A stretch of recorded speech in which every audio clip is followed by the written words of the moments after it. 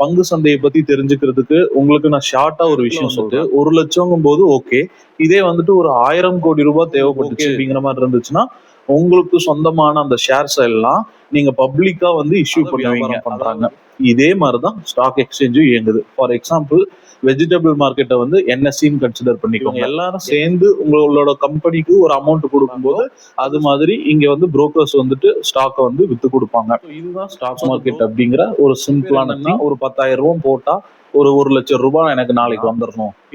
பெரிய பெரிய big shots வந்துட்டு உலகத்துல வந்துட்டு ஏதாவது ஒரு பெண்டமிக் சுச்சுவேஷன் உருவாகுது, இல்ல வந்து ஏதாவது ஒரு பினான்சியல் கிரைசிஸ் உருவாகுது அப்படிங்கிற பட்சத்துல இந்த ஸ்டாக் மார்க்கெட்டுங்கிறது ரொம்ப ரொம்ப ஒரு அடர்ந்த ஒரு காடு அப்படிதான் சொல்லணும். ஹலோ ஆல், இன்னைக்கு நம்ம சேவிங்ஸ் பத்தியோ இல்ல இன்வெஸ்ட்மெண்ட் பத்தியோ வீடியோல பார்க்க போறது கிடையாது.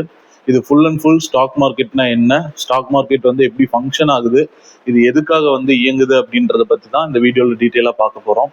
ஸோ சேவிங்ஸ் பத்தி பார்க்கணும்னு நினைக்கிறவங்க இந்த வீடியோ ஸ்கிப் பண்ணிட்டு அடுத்த வீடியோல ஃபாலோ பண்ணிக்கோங்க. இப்போ ஃபர்ஸ்ட் ஆஃப் ஆல் ஸ்டாக் மார்க்கெட்னா என்ன அப்படின்னு நிறைய பேர்த்துக்கு வந்து ஒரு டவுட் இருக்கும், கன்ஃபியூஷன் இருக்கும்.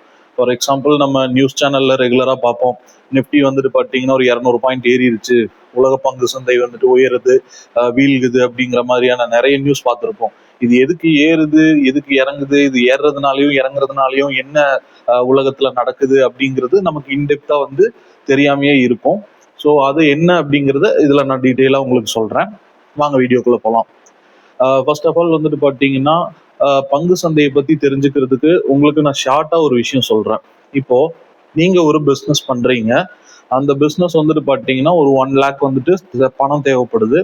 ஸோ அந்த 1 lakh பணத்தை வந்துட்டு நீங்க யார்கிட்ட கேட்பீங்க? உங்களோட ஃப்ரெண்ட்ஸ் இல்லைன்னா வந்துட்டு பார்த்தீங்கன்னா உங்களோட ஃபேமிலி மெம்பர்ஸ் யாராட்ட, ரிலேஷன்ஸ் கிட்ட அந்த மாதிரி வந்து நான் இந்த மாதிரி இன்வெஸ்ட் பண்றேன், நான் பிஸ்னஸ் பண்றேன், எனக்கு வந்து யாராவது மணி இன்வெஸ்ட் பண்ணுங்க அப்படின்னு சொல்லி கேட்பீங்க.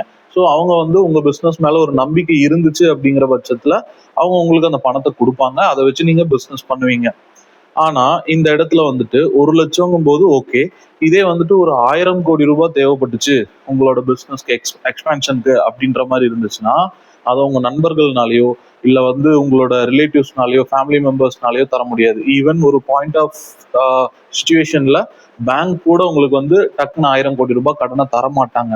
ஆனா ஸ்டாக் மார்க்கெட் வந்துட்டு உங்களுக்கு அந்த பணத்தை கொடுக்கும். எப்படின்னு கேக்குறீங்களா? ஃபார் எக்ஸாம்பிள் நீங்க ஒரு பிஸ்னஸ் பண்றீங்க, ஒரு 5 இயர்ஸா வந்துட்டு பார்த்தீங்க அப்படின்னா அதை ப்ராப்பரா ரன் பண்றீங்க, நல்லபடியா அந்த பிஸ்னஸ் போயிட்டு இருக்கு. ஆனா அதை எக்ஸ்பேண்ட் பண்றதுக்கு உங்களுக்கு ஒரு 1000 கோடி ரூபாய் பணம் தேவை அப்படிங்கிற பட்சத்துல நீங்க நேஷனல் ஸ்டாக் எக்ஸ்சேஞ்ச் அப்படின்ற ஒரு ஸ்டாக் எக்ஸ்சேஞ்ச்ல வந்துட்டு பார்த்தீங்கன்னா உங்களோட ஐபிஓவை ரைஸ் பண்ணலாம். அந்த என்எஸ்சி வந்துட்டு பார்த்தீங்கன்னா உங்களோட கம்பெனி வேல்யூஷன் இதையெல்லாம் பேஸ் பண்ணி ப்ராஃபிட் அண்ட் லாஸ் ஸ்டேட்மெண்ட்டு இதையெல்லாம் பேஸ் பண்ணி இந்த ஸ்டாக்குக்கு இவ்வளோ வேல்யூ இருக்கு, இந்த கம்பெனிக்கு இவ்வளோ வேல்யூ இருக்கு, இந்த கம்பெனிக்கு நம்ம இவ்வளோ ஐபிஓ ரைஸ் பண்ணி கொடுக்கலாம் அப்படின்னு அவங்க டிசைட் பண்ணுவாங்க. ஸோ அவங்க டிசைட் பண்ற அந்த ஸ்டேட்டஸ் வந்துட்டு பார்த்தீங்கன்னா உங்களோட கம்பெனிக்கு கொடுப்பாங்க. அது உங்களுக்கு ஓகே அப்படிங்கிற பட்சத்துல நீங்க வந்துட்டு பார்த்தீங்கன்னா நீங்க ரைஸ் பண்ணுங்க அப்படின்ற ஒரு ஆர்டரை பாஸ் பண்றீங்க. இது சம் ப்ரொசீஜர்ஸ் எல்லாம் இருக்கு, அதெல்லாம் ஃபேஸ் பண்ணி இது நான் சிம்பிளிஃபைடா சொல்றேன். ஸோ இதெல்லாம் முடிச்சதுக்கு அப்புறம் லாஸ்ட் ஸ்டேஜா ஐபிஓ ரைஸ் ஆகும். ஸோ அப்போ வந்துட்டு ஒரு 10,000 ரூபாய் இருக்கிற மக்கள் ஆகட்டும், இல்லை வந்து 1,00,000 ரூபாய் இருக்கிற மக்கள் யாராவது ஒருவர் ஆகட்டும், யாரா இருந்தாலும் உங்களோட கம்பெனில வந்து தாராளமா இன்வெஸ்ட் பண்ணலாம். ஸோ அப்படி எல்லாருமா சேர்ந்து இந்தியாலயோ இல்லை வெளிநாட்டுல இருந்து இன்வெஸ்ட் பண்றவங்களோ யாரா இருந்தாலுமே இவங்க எல்லாரும் சேர்ந்து உங்களோட கம்பெனிக்கு ஒரு அமௌண்ட் கொடுக்கும்போது அது ஸ்பிளிட் ஆகி கான்ட்ரிபியூட் வந்து பார்த்தீங்கன்னா பெருசா கிடைக்கும். ஸோ அப்போ வந்துட்டு பார்த்தீங்கன்னா உங்களோட பிஸ்னஸுக்கு தேவையான ஃபண்ட் அதுல இருந்து வந்துடும். நீங்க அதை வச்சு வந்துட்டு பார்த்தீங்கன்னா அடுத்தடுத்து ஃபர்தரா உங்களோட பிஸ்னஸ் வந்து பெருசுபடுத்திட்டே போகலாம். ஸோ இதுதான் ஸ்டாக் மார்க்கெட்டு. இன்னுமே சிம்பிளிஃபைடா இதை சொல்லணும் அப்படின்னா லைக் ஒரு பாமரனுக்கும் புரியணும் ஸ்டாக் மார்க்கெட்னா என்னன்னா, சிம்பிளா ஒரு விஷயத்த கூட கம்பேர் பண்ணி சொல்றேன். என்னன்னா ஒரு வெஜிடபிள் மார்க்கெட் எடுத்துக்கோங்க, ஒரு காய்கறி மார்க்கெட், ஒரு காய்கறி சந்தை. ஸோ அந்த காய்கறி சந்தையில வந்துட்டு பார்த்தீங்க அப்படின்னா அது வந்து ஒரு காய்கறி விற்கிற இடம். ஆனா விற்கிறதுக்கு வர்றது வந்துட்டு பார்த்தீங்கன்னா ஒரு விவசாயி தான் வருவாரு. விவசாயி வந்து டைரக்டா விற்க முடியுமான்னு கேட்டா கண்டிப்பா எந்த சந்தையிலும் வந்து விவசாயிகளை வந்து டைரக்டா விற்க விட மாட்டாங்க. ஏன்னா அதுக்குன்னு இடைத்தரகர்கள் இருப்பாங்க. அதுக்குன்னு வந்துட்டு பார்த்தீங்கன்னா செப்பரேட்டா வந்துட்டு வியாபாரிகள்னு சொல்லிட்டு ஏலம் வர்றதுக்கு தனியாக ஒரு ஆள்கள் இருப்பாங்க. அவங்க கிட்ட கொடுத்து அந்த காய் அன்னைக்கு மார்க்கெட்ல என்ன வேல்யூவோ அதை பேஸ் பண்ணி ஏலத்துல விடுவாங்க. ஸோ அந்த ஏலத்துல விட்டதுக்கு அப்புறம் சின்ன சின்ன கடைக்காரர்கள் வந்து அதை வந்து ஏலத்துல இருந்து எடுத்து ஸ்பிளிட் ஆஃப் பண்ணி அவங்களோட கடைகளுக்கு எல்லாம் அனுப்பிச்சு அதை வியாபாரம் பண்றாங்க. இதே மாதிரிதான் ஸ்டாக் எக்ஸ்சேஞ்சும் இயங்குது. ஃபார் எக்ஸாம்பிள், வெஜிடபிள் மார்க்கெட்டை வந்து என்எஸ்சின்னு கன்சிடர் பண்ணிக்கோங்க. என்எஸ்சினா ஒன்றும் இல்லைங்க, நேஷனல் ஸ்டாக் எக்ஸ்சேஞ்ச், அதாவது சந்தை மாதிரி. அதுதான் வந்துட்டு பார்த்தீங்கன்னா அங்கிருந்து தான் எல்லாமே ஸ்டாக் ஸ்பிளிட் ஆகுது. ஸோ அதுதான் சந்தை.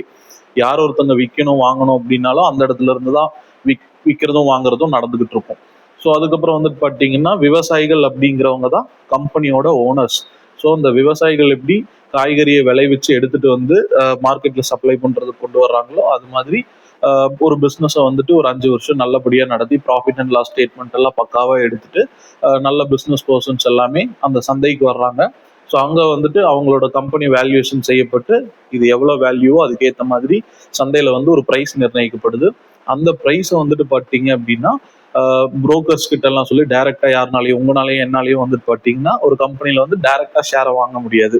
ஃபார் எக்ஸாம்பிள், இப்போ நான் வந்துட்டு ஒரு 1000 கோடி ரூபாய் ஒரு கம்பெனியோட மொத்த ஷேர் வருது அப்படின்னா, நான் ஒரு 500 கோடி ரூபாய்க்கு ஷேர் வாங்குறேன் அப்படின்னா நான் டைரக்டா அந்த கம்பெனியோட ஓனர் கிட்ட ஒரு டீல் போட்டு ஒரு அக்ரிமெண்ட் சைன் பண்ணி நம்ம வந்துட்டு பார்ட்னரா ஜாயின் பண்ணிக்கிறேன் அப்படின்னு சொல்லிட்டு ஷேரை வாங்கலாம். ஆனா ஸ்டாக் மார்க்கெட்ல வந்துட்டு பார்த்தீங்கன்னா ஒரு 10,000 ரூபாய்க்கும் வாங்க முடியும், ஒரு 1,00,000 ரூபாய்க்கும் வாங்க முடியும். இந்த மாதிரி இருக்கிறப்ப அந்த கம்பெனி ஓனர் கிட்டத்தட்ட கோடிக்கணக்கான பேர்கிட்ட இருந்து பணத்தை வாங்குறாரு.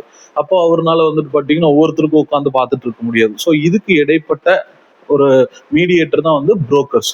ஸோ இந்த புரோக்கர்ஸ் மூலமா தான் வந்துட்டு பார்த்தீங்கன்னா ஒரு ஸ்டாக் அப்படிங்கிறது எல்லாருக்கும் வந்து ஐபிஓவா இஷ்யூ பண்ணப்படுது. ஸோ இந்த புரோக்கர்ஸ் வந்துட்டு பார்த்தீங்கன்னா வியாபாரிகளுக்கு சமம். அதாவது காய்கறிகள் எப்படி வாங்கி வியாபாரிகள் வந்து விவசாயிகளுக்கு வித்து தர்றாங்களோ அது மாதிரி இங்க வந்து புரோக்கர்ஸ் வந்துட்டு ஸ்டாக்கை வந்து வித்து கொடுப்பாங்க. ஸோ அந்த புரோக்கர்ஸ் கிட்ட இருந்து வந்துட்டு பார்த்தீங்கன்னா நிறைய பேருக்கு வந்து ஸ்பிளிட் ஆஃப் ஆகும். அதுல பாமர மக்களுக்கும் போகும், பெரிய பெரிய இன்ஸ்டிடியூஷன்ஸும் பர்ச்சேஸ் பண்ணுவாங்க, எல்லாம் பண்ணுவாங்க. ஸோ இதுதான் வந்துட்டு ப்ராப்பரா நமக்கு வந்து ஸ்டாக் மார்க்கெட்டுக்கான ஒரு பெட்டர் எக்ஸாம்பிள். ஸோ நிறைய பேர் வந்துட்டு பார்த்தீங்கன்னா ஸ்டாக் மார்க்கெட் அப்படின்னாலே இப்ப இருக்கிற ஜென்ரேஷன்லயும் வந்துட்டு பாத்தீங்கன்னா ஒரு ஸ்டாக் மார்க்கெட் அது வந்து ஒரு கேவலமான தொழில் அப்படிங்கிற அளவுக்கு வந்துட்டு பாத்தீங்கன்னா எல்லாம் பாக்குறாங்க. பட் ஆனா அது உண்மை கிடையாது. எதனால அப்படி பாக்குறாங்க அப்படின்னு கேட்டீங்கன்னா, இந்த ஆப்ஷன்ஸ் ட்ரேடுன்னு ஒண்ணு பண்றாங்க. இந்த ஆப்ஷன்ஸ் ட்ரேடுங்கிறது ரொம்ப ரொம்ப ரொம்ப ரொம்ப டேஞ்சரான ஒரு விஷயம். அந்த ஆப்ஷன் ட்ரேடை கரெக்டா ஹேண்டில் பண்ணணும் அப்படின்னா அது வந்து சூப்பர்பா நமக்கு ஒரு ரிட்டர்ன்ஸ் கொடுக்கும். ஆனா இங்க நிறைய பேர் என்னன்னா ஒரு 10,000 ரூபாய் போட்டா ஒரு 1,00,000 ரூபாய் எனக்கு நாளைக்கு வந்துடணும், இல்ல எனக்கு அடுத்த வாரத்துக்குள்ள ஒரு 1,00,000 ரூபாய் வந்துடணும் அப்படிங்கிற மென்டாலிட்டியில ஸ்டாக் மார்க்கெட்டை பாக்குறாங்க. ஸோ அப்படி பார்த்து நிறைய வந்துட்டு காசை இன்வெஸ்ட் பண்ணி ஆப்ஷன் பையிங் பண்ணி தோக்குறதுனாலதான் எல்லாருமே ஸ்டாக் மார்க்கெட் அப்படின்னா ஒரு பயப்படக்கூடிய இடமா பாக்குறாங்க. அது மட்டும் இல்லாம ஸ்டாக் மார்க்கெட்ல ஆப்ஷன் மட்டுமே நான் ஒரு பெரிய ஆப்ஷன் பையிங் மட்டுமே நான் ஒரு பெரிய குறை அப்படின்னு நான் சொல்ல வரல. இதுல வந்து இன்னுமே இன்டெப்தான விஷயங்கள் நிறைய இருக்கு. ஃபார் எக்ஸாம்பிள், ஒரு இன்வெஸ்டர் இருக்காங்க, நிறைய பேர் இன்வெஸ்ட் பண்ணி லாஸ் ஆகி ஒரு 20 வருஷமா வந்துட்டு அவங்களோட காசு வந்து வளராமையே வந்து வீழ்ந்து அவங்களோட மொத்த செல்வத்தையும் இழந்தவங்களும் இருக்காங்க ஸ்டாக் மார்க்கெட்ல. ஸோ அதனாலயும் கொஞ்சம் பயப்படுவாங்க. பட் இதுக்கு பின்னாடி என்ன இருக்குன்னு பாத்தீங்கன்னா பெரிய பெரிய பிக் ஷாட்ஸோட இன்வால்மெண்ட் இருக்கும். அதாவது எப்படி இன்வால்மெண்ட் அப்படின்னு பாத்தீங்கன்னா, பெரிய பெரிய பிக் ஷாட்ஸ் வந்துட்டு உலகத்துல வந்துட்டு ஏதாவது ஒரு பெண்டமிக் சுச்சுவேஷன் உருவாகுது, இல்ல வந்து ஏதாவது ஒரு பினான்சியல் கிரைசிஸ் உருவாகுது அப்படிங்கிற பட்சத்துல அவங்க இன்வெஸ்ட் பண்ண காசெல்லாம் இருக்கும்ல, நம்மள மாதிரி வந்து 1000 10,000 அவங்க போட மாட்டாங்க. அவங்க வந்து கோடிக்கணக்கான காசு உள்ள வந்து போட்டிருப்பாங்க. ஸோ அப்படி கோடிக்கணக்கான காசு உள்ள போடும்போது ஒரு பினான்சியல் கிரைசிஸ் வருது, இல்லை உக்ரைன் ரஷ்யா மாதிரி ஒரு வார் வருது அப்படிங்கிறப்போ குளோபலா வந்துட்டு பார்த்தீங்கன்னா உங்களுக்கு வந்து எல்லா ஸ்டாக்ஸும் டிக்ளைன் ஆக ஆரம்பிக்கும், அதாவது கீழே இறங்க ஆரம்பிக்கும். உலகத்துல பொருளாதார மந்த நிலை அப்படின்ற ஒரு விஷயம் வந்து உருவாகும். ஸோ அப்படி உருவாகும் போது அவங்க போட்ட காசெல்லாம் வந்துட்டு ஃபர்ஸ்ட் சேஃப்டி பண்ணணும் அப்படின்னு நினைப்பாங்க பெரிய பெரிய பிக் ஷாட்ஸ். ஸோ அப்படி சேஃப்டி பண்ணணும்னு நினைக்கும் போது ஒரு சில தந்திரங்களை வந்து அதுக்காக கையாளுவாங்க. ஸோ அந்த தந்திரங்களுக்கு பலியாகிறது தான் நம்ம ரீட்டைலர்ஸும் பிளஸ் வந்து சின்ன சின்ன ஒரு இன்ஸ்டிடியூஷன்ஸ் ஆகட்டும், இல்லை ரீட்டைலர்ஸ், இந்த மாதிரி ஆளுங்க தான் வந்து அவங்களோட நஷ்டத்தை தாங்கி பிடிக்கிற ஒரு கருவியா இருக்காங்க. ஸோ ஜீரோதாவோட ஓனர் நிக்கில் காமத் வந்துட்டு என்ன சொல்றாருன்னா, 99% ஆஃப் ஸ்டாக் மார்க்கெட் ட்ரேடர்ஸ் வந்துட்டு டெஃபினட்டா லாஸ்ல தான் இருக்காங்க அப்படின்றது வந்து ஒரு தெளிவாகவே சொல்றாரு. 99% லாஸ்ல இருக்காங்கன்னா வெறும் 1% தான் ப்ராஃபிட் பண்றாங்க. அப்போ அந்த 1% ப்ராஃபிட் அப்படிங்கிறது எதை பேஸ் பண்ணி பண்றாங்கன்னு நீங்களே யோசிச்சு பாருங்க. 99% மக்கள் தோக்குற பணத்துல இருந்து தான் அந்த 1% பீப்புள் சம்பாதிக்கிறாங்க. இதுதான் ஆக்சுவல் ஸ்டாக் மார்க்கெட். ஸோ இப்படிதான் உள்ள வந்து ஃபங்க்ஷன் ஆகும். இதை ப்ராப்பரா புரிஞ்சுக்கிட்டு வந்தீங்க அப்படின்னா டெஃபினட்டா நீங்களும் அந்த 1% கேட்டகரிக்குள்ள வர முடியும். ஆனா அதுக்கான நிறைய தயாரோட முன்னேற்பாடுகளோட வந்தா மட்டும்தான் அது சாத்தியமாகும்.